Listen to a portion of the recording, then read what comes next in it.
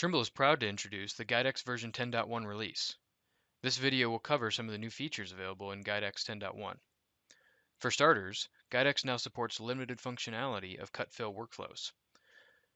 To leverage this, tap on the widgets icon, and when project files are available, you will see the Cut Fill widget option here. When enabled, you'll see the Cut Fill information displayed to the user. This widget can be minimized or maximized like other widgets. And in addition, if you click on the pencil icon, you can change the size of the widget to be large or small, and you can change the cut fill tolerance value. This feature is only available once you have a TTM file in the project settings. Here in the Project Exchange database, we can see cut fill file has a TTM file loaded, as well as an on-grade tolerance defined. Only TTM files are supported to date. The cut fill information is then displayed to the user from the PRP location on the machine as defined in the XML file. No mapping visualization is provided to the user.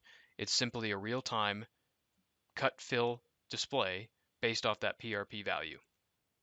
Another new feature is the ability to run Guidex version 10.1 on the Bluestacks emulator running on a Windows PC. First, you would download Bluestacks, and then from there, you would come into the Media Manager folder.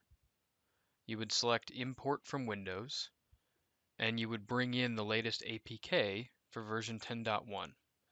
This is where you would also import your Guidex project as a zip file. Note that there is a Guidex demo project sample available on Community. See the product bulletin for more details on how to use Bluestacks with Guidex version 10.1. The next new feature is the ability to define the map layer label, color, and size. This is done via the Guidex Project Exchange database, and for point targets, you will see a label color field enabled. Note that labels for lines and polygons do not exist.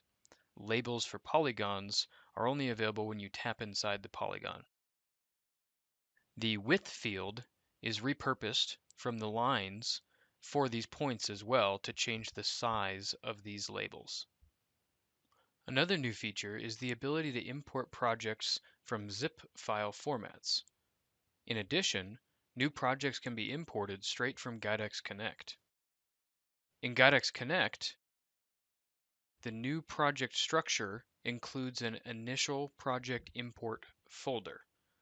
If your project does not include this folder already, you can add it manually via the Add Folder button. Inside this folder, you will then place the project in a zip file format, and then when you go to Guidex Import Project, the list of projects that are available on the entire Guidex Connect platform, which are not already on the device, will display. Here we'll go to Project Setup, then we'll go Import Project. Here, if a USB is connected, we have the option to choose from USB, and then you can choose Import Project Folder, as was done historically. But you'll see the new Import Project Zip, which is available from a USB. In addition, you can choose Import from Cloud. All projects that are imported from the cloud are in a zip file format, and they do have a 1 GB file size restriction. Here we see a list of projects available in the cloud to import. Another new feature is the failed auto upload counter. This feature is displayed in the widget as well as in the drop-down bar. This feature is enabled when you have the auto upload interval defined. If we go to Cloud Setup, here we can see we have an Enable Automatic Log Upload as well as a time defined.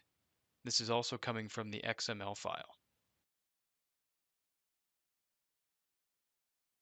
With this, if a user gets in a scenario where they do not have internet connection, resulting in failed auto interval uploads of logs, this will then start incrementing this counter.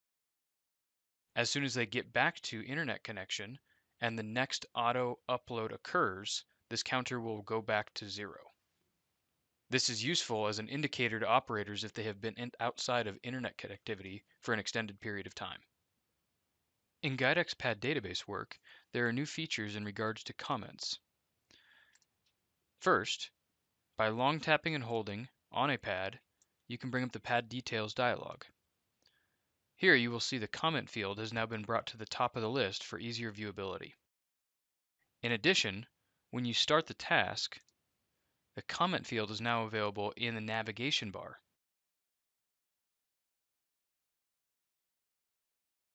Another feature is the ability upon logout to define a manual standby task, making up for time not accounted for during the day. Here you'll select Add Standby Task, choose a reason as made available in the standby list, set your start time and your end time, and that event is then added to the log database. This is useful for tracking events at the start of the day, for instance, safety startup checks, as well as events at the end of the day, such as driving back to the office. Additionally, there are several new features available in the config XML file.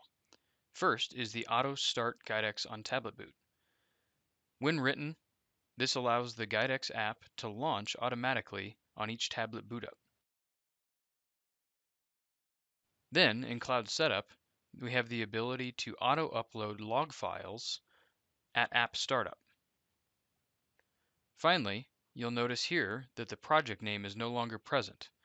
This is because Guidex has a new logic to leverage the Guidex project name as defined by the Exchange database to match up with the project name in Guidex Connect.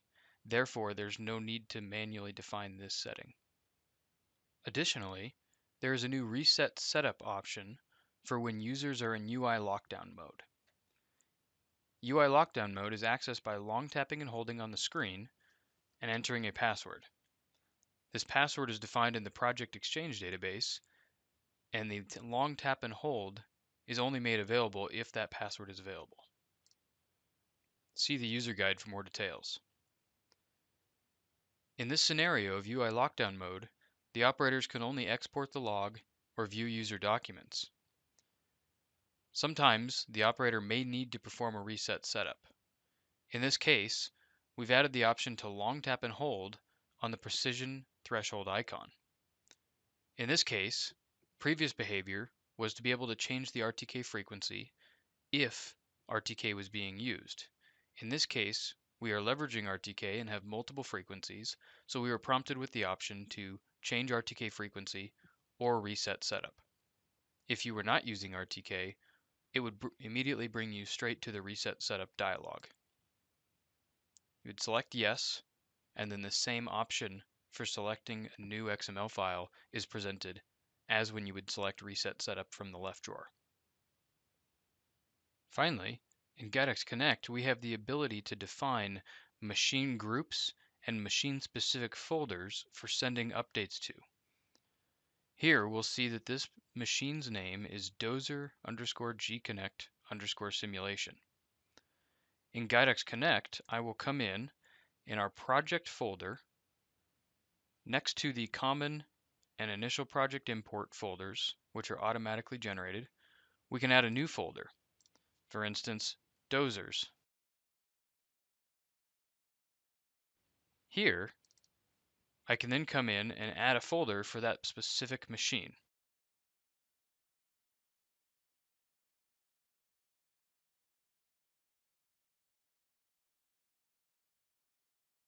Now, I can add files either to the dozers folder or to the machine-specific folder.